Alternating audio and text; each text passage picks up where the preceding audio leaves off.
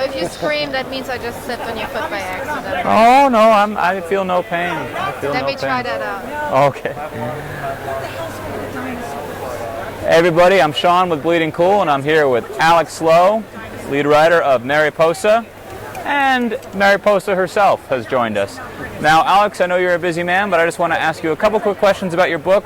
The first being, how did you get started with such an interesting book? For those who don't know, it's a story about a girl, plain Jane girl, who is given with the amazing ability of having anyone fall in love with her.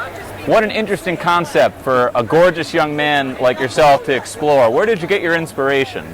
Well, my inspiration came from a childhood filled with reading the old Marvel comic books during the 1970s. I used to love the Spider-Man comic books, the Avengers, and I just never grew up in that way.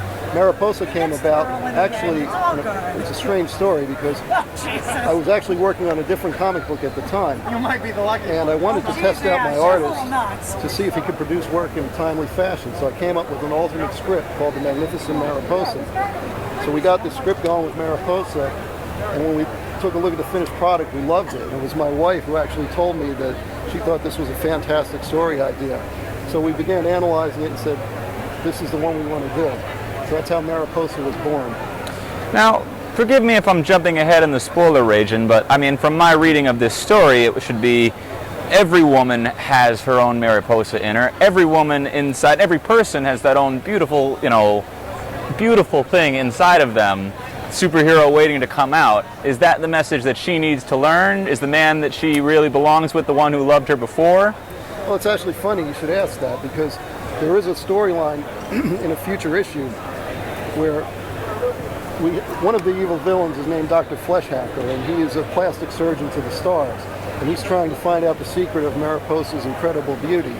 And he captures Mariposa, and he's unable to extract this serum because he wants to use it for starlets, aging starlets. And she tells him that beauty actually comes from within, and that the only way you can be beautiful is to actually be good on the inside. And yes, Mariposa it's symbolic in a way, because if you look at Mariposa in the different comic books, she looks different. That's the idea, is that beauty's in the eye of the beholder, and that each man that sees her has a different idea of what beauty is. And so it's not a question of there's one standard of beauty. It's more like a question of how everybody sees you and how you see yourself. How does her beauty make her a superhero? How does her beauty make her a superhero? Well, the funny thing about Mariposa is, even though she's incredibly beautiful and she's blessed with this power that mesmerizes men, it's very rare that she actually uses that part of her power to prevail. She almost always relies on her wits and her other talents. She's got the ability to fly, she's a martial artist, she has these cocoon cannons that she's able to fire at the enemy and wrap them up in cocoons. There are situations where the only way out sometimes is for the male to be mesmerized by her beauty, but she rarely relies on that. She tries to win her battles through her other skills and talents. Do her powers work on women? No, they don't, and that creates a special challenge for her when the supervillain she's facing is a woman. Unless that woman tends to swing both ways. Yeah, I know. That's been a question that's come up many times when people stop by the stand. We're all sophomoric human beings here at the comic-conn. Last question here.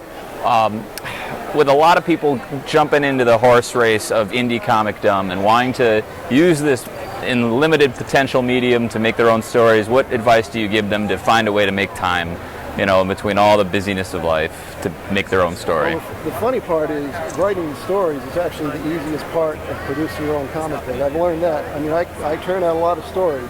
The hard part is the business aspect of producing these. You have to plan a lot of things out in terms of your marketing, your advertising, and your promotion of the book. And that is 10 times harder than writing the actual stories. I would tell anybody that does this that they're going to make mistakes in terms of how they plan things out. But they can't just go into this thinking that they've got a great story and they're a great writer or a great artist or whatever. They have to plan out the business end of what they're doing ahead of time. Because I've made enough mistakes to know that that is the hardest part, and that's the part that will kill your business in a hurry if you don't do it right.